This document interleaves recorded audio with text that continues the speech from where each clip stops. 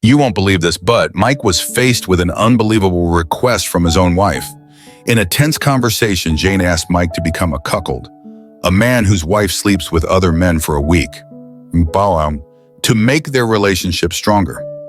A shocking proposition from a wife who seemed to understand him, but in reality was challenging his trust and dignity. Mike, an average guy, had to face the hardest question of his life in that moment, and his decision would change everything. Mike wasn't a strong or prominent person, but he wasn't someone who would easily give in. In that moment, he had to confront himself, his values, and his sense of self-respect. He asked himself if true love was about sacrificing to this extent.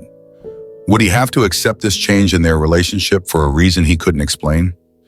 Before continuing the story, tell me which city you're watching from. I want to know how far this video has come. Don't forget to like and subscribe to the channel so I can send you exciting stories like this every day. I sat there staring at nothing. You might wonder why. I was just requested to be a cuckold for a week by my wife, Jane. My name is Mike, and I was aware of the answer before Jane asked, but I had hoped she wasn't that naive. I needed to regain my breath, but I wanted to answer calmly first. You see, I have a history of being an idiot. I know I'm one, and I wear the title with honor. This all started about a week ago when we were at my sister's BBQ. There were 15 couples there, and the wine and beer were flowing freely. Good friends, good food, and a smashing good time. Then someone yelled out, "Let's play Truth or Dare." Our host, my sister Barbara, started off the game by asking her husband Tim to perform a dare. She asked him to massage Karen's feet. Karen's husband Jeff just laughed and told him to wash his hands afterwards, as she had very hard and bad feet. As Tim was rubbing them, Barbara asked Karen how the cuckolding was going. A few of the husbands, including me, looked like someone spat in our beers. Then Jeff messed up my head even more by answering. He said with no bitterness, "Karen has 3 lovers now and is looking for more." Now that I was being myself, I wanted to ask Jeff, "What the hell is wrong with you?" and slap him on the side of the head. But my wife's glance could melt Alaskan ice, and I was a visitor. I took another beer and said nothing. Damn, where is Captain Morgan when you need him? Shit, I thought, listening to this was going to be hard. As I said, I am an idiot, but I sat like a good little hubby and said nothing. After about 10 minutes in Jeff's recounting of how hot it was to see Karen being DP'd, I got up and headed for the John. Please comment number 1 so that I can know that you liked the video and subscribe to our channel. Your support is a great inspiration and encouragement for us. Thank you very much. I was in there for about 20 minutes talking to myself. I had to speak softly because any louder and people would think I was a nutcase. After I calmed down a bit, I opened the bathroom door and there stood Barbara with her hands on her hips, looking at me like I ruined her BBQ. I said, "What's up, sis?" Barbara, in her normal gets on my nerves fashion, said, "How in the hell can you be so mean?" Me? Mean? What the hell are you talking about? I haven't done or said anything. I promised Jane I would be a good boy, and I have been. Barbara then proceeded to tell me that Jeff was showing his love for Karen by allowing her to do this. When Karen finished exploring, she explained that Karen and Jeff would be a stronger couple. I just had to ask, how is screwing other men going to make a couple stronger? Barbara was put back by the way I said it. I guess since I am older, I should understand what women want. Hell, I didn't even know what my freaking wife wanted, and I have been married to her for 11 years. Mike, you need to open your mind to new things, said Barbara. Once again, I just had to ask, has Tim opened up his mind to Karen and Jeff's new idea of marriage? Barbara went on to tell me what was expected of a husband who had cheated. I had to ask the same question twice because she spoke so passionately. Is your husband Tim open to this? I inquired once more. I haven't asked him yet. I wanted Jeff to spring it on the husbands first. For the first time in my life, I want to slap the shit out my sister.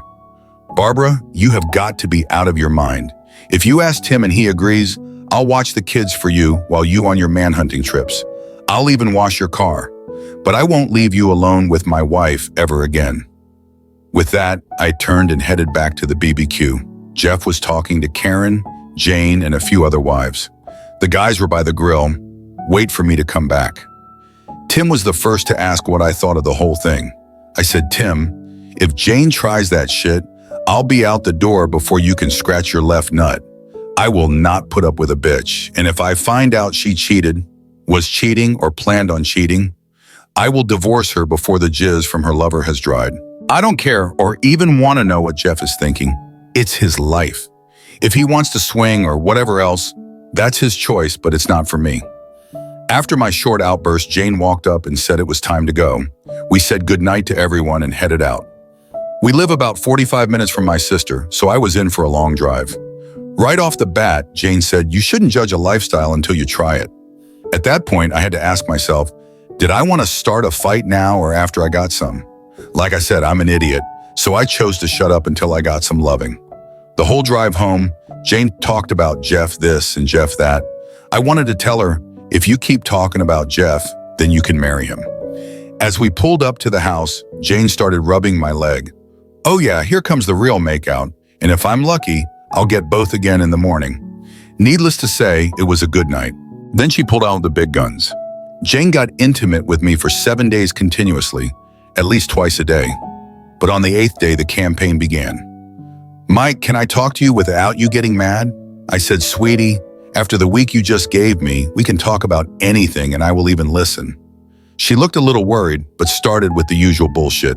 "Mike, you know I love you, right? I love you more and more each day, but I think we need to spice up our romance." Now me being me, the little bullshit-o-meter in my head started going into overdrive. "Now Mike, don't say anything till I finish," said Jane. "You never let me get my side out before you say no." I said, "Honey, you're right. I'll let you finish and then I'll say no." Then Jane started about how if I loved her, if I truly loved her, then I would become a cuckold for a week. She said it and looked at me with those big puppy dog eyes, lips pushed out, and that sad little girl expression. It just broke my heart. I said, "Jane, I truly love you, and I would do anything for you. I want to make you happy. I live to be with you, to grow old with you, and have kids with you. By the only thing I can say to this is hell no, you moron. If you ever ask me some shit like that again, I'll burn the house down and move to Canada. If you want a cuckold, buy a bird." That being said, I got up and went out. I stopped by Angel's, my favorite sports bar. The bartender's name is Kevin, and he can make one hell of a Long Island iced tea. "Kevin, my boy, start me a tab. I want a beer, a Long Island, and keep them coming." While I sat there drinking away my pain, guess who walked in? Jeff, and followed by Tim. Please pause for 2 seconds. Please don't forget to like this video and subscribe to the channel. Your support is a great inspiration and encouragement for us. Thank you very much. They took the stools on both sides of me and looked at me like I'd passed gas or something. "Mike," said Jeff, "what in the hell is the matter with you? You almost screwed up the BBQ. We have been planning this shit for weeks." I must have looked confused because Tim just patted me on the back and said, "Just sit back and listen." Mike, Tim and I have been filming Karen with all 3 guys she has slept with. I played along so it wouldn't have to pay out so much in the divorce. My lawyer said, play along and get all the evidence that you need. You see, in Texas, it still matters if the spouse cheated or not. What Karen doesn't know is I found out that her and her lover were going to try and pull me into a threesome. That way it would look like I agreed to her fooling around. Not happening. But if I were cheated, then her lover wouldn't let me get intimate with her. Instead, she is being served as we speak. She can have the house, Karen's checking accounts, and all. I just had to ask, why give that witch anything? She slept around behind your back and in front of you. Why pay a cheating woman? Since you ask, said Jeff with an evil grin on his face, the house has a 2nd and 3rd mortgage, and the bank is about to foreclose on it. The car is leased, and I haven't paid a bill in 7 months. My paychecks are being deposited into my mom's account. As far as my employer knows, I'm taking care of my mom. My mom has been putting the money in her offshore account. You know, my mom always said she was a woman with no dignity. I should have listened. The beer flowed once more and I had to take a cab home. I believe I arrived home at 3 in the morning. I'm not positive, but since I only made it to the flower bed, it didn't really matter. When Jane went to investigate after hearing some noises, she saw me dozing off among her roses. That was, once I got back to the real world, another 30-minute altercation. The next thing I knew, a bucket of water was poured on me and my dog was licking my face. What an evil woman dousing my favorite chair. I asked her, Who put the stick up your ass? Jane looked at me and asked, Mike, did you know? Did you know? What in the hell are you talking about? Karen was served with divorce papers and an eviction notice last night. I responded with, good for her, now she can have whomever she wants. So you did know, said Jane. Hell no, I didn't know shit till I ran into Jeff and Tim last night, I said. So what's the slut gonna do now, I asked. Jane just looked at me. I'd seen that look before. Mike, she needs a place to stay for a week or so, said Jane. Please, please, Mike, she needs help. She has lost a lot, I said. Oh, okay, but I don't know how she and Spike are both going to fit in the damn doghouse. Mike, that isn't funny. She needs our help, said Jane. I mumbled under my breath. She needs a doctor to sew her legs closed. Ultimately, I gave in and we let Karen use the spare room. I asked Jeff first to see if it was okay. Jeff said he didn't care where the tramp went. She only made it through the first week. One night when Karen and Jane were sitting on the patio drinking wine, Karen asked Jane if she could sleep with me for one night because she needed sex. The next thing I heard was glass breaking and screaming. Then Jane came in the house yelling, Mike, get this witch out of my damn house. She turned her fury towards Karen. I can't believe I let you stay here. Get your shit together and get the hell out. I mean now. After a really decent evening of wooing, I found something truly fascinating. The majority of women don't seem to mind sharing a man with another woman, but they don't appear to like sharing their men. I thought to myself about this and realized that it wasn't just a gender-specific truth, but rather a deep reflection on how each of us perceives and defends our personal boundaries within a relationship. As I began to reflect on this idea, I recalled conversations with friends and people around me about sharing in relationships. It's clear that in today's society, there are many differing opinions on whether or not one should be in a relationship with more than one person. Some argue that it is a part of personal freedom, and engaging in multiple relationships is normal, even a part of sexual exploration. However, while there are those who support this perspective, not everyone agrees with sharing the person they love. I began to think of stories I had heard from my close friends. Some men who had no intention of following this new perspective found themselves in uncomfortable situations. The women they loved always wanted to control their relationship and were unwilling to share their man with anyone else, even just for a brief moment. This made me reflect on how values of ownership and personal freedom can conflict in love and relationships. As I shared these thoughts with a close friend, he simply laughed and said, "You're right, but women always have a different way of viewing possession and power in relationships." His words reminded me of the complexity of love and the things we often don't think about when we first enter a relationship.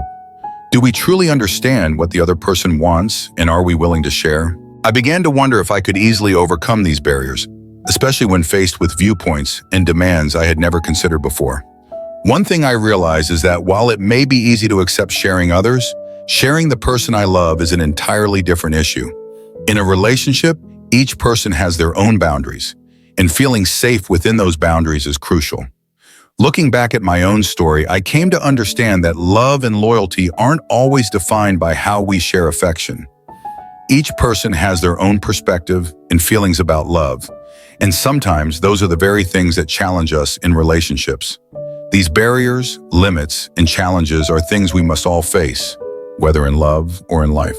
That's why when I think about sharing a partner, it's not just about affairs, but also about freedom and personal rights within a relationship. Do we truly understand what our partner wants? Can we understand their feelings when faced with sharing, whether it's in a moment or long term? I believe the answer lies in what we do to maintain our values without hurting others. Thus, instead of just viewing sharing a loved one as a temporary act, I see it as a significant lesson about respect and understanding. Every relationship needs consent, a deep understanding of the other person's feelings, and respect for each other's boundaries. Only then will love truly become strong and enduring. Life and love are filled with tough choices and decisions that can change the course of a lifetime. The story we've just shared isn't just about the tensions of sharing in a relationship, but also a valuable lesson about respect, understanding, and the necessary boundaries in every emotional connection. Each one of us, whether directly involved or merely an observer, can feel the inner turmoil and difficult choices the characters in the story had to face. The decisions we make can either make a relationship stronger or push us toward the edge of its breakdown. In love, when we are ready to give everything to the person we love, are we losing ourselves in the process? Are we sacrificing too much, only to end up with emotional turmoil in return? This story forces us to reflect on ourselves, on what we need, and on what we are willing to give. More importantly, do we have the strength to stand up and protect ourselves in those critical moments? So are you ready to face the challenges and tough decisions in your own love life and relationships? Are you willing to protect yourself and maintain the values you hold dear, no matter what? This story is just one of many situations we could all encounter in our lives. The story of Mike and Jane offers us a profound lesson about marriage, trust, and the boundaries of love. Every relationship faces its challenges, but not all of those challenges can be solved by crossing personal limits and self-respect. In love, we must respect each other, and honesty is always the solid foundation for a lasting relationship. This story also makes us reflect on whether, in a relationship, we are willing to sacrifice too much to please our partner, or if we have the courage to set boundaries for ourselves. Mike chose to protect his self-respect and belief in the value of marriage, and in doing so, he became stronger, finding himself again in a marriage that was full of tests. While the outcome may not have been perfect, it was a lesson in courage, in standing up for oneself and one's happiness. We can see that marriage is not always easy, and every decision we make will determine the future of that relationship.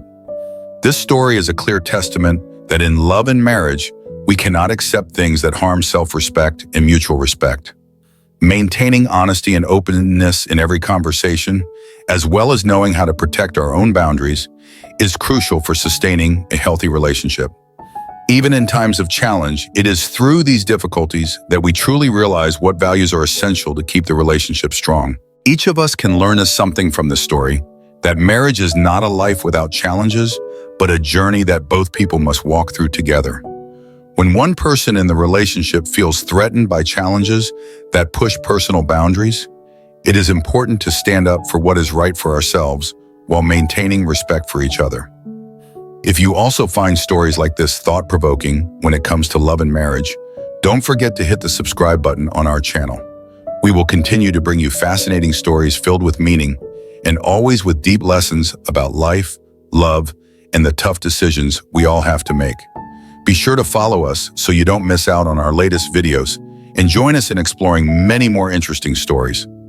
Feel free to share this story if you think it holds valuable lessons about love, marriage, and the challenges we may face in life. Thank you for watching, and we look forward to seeing you in the next video.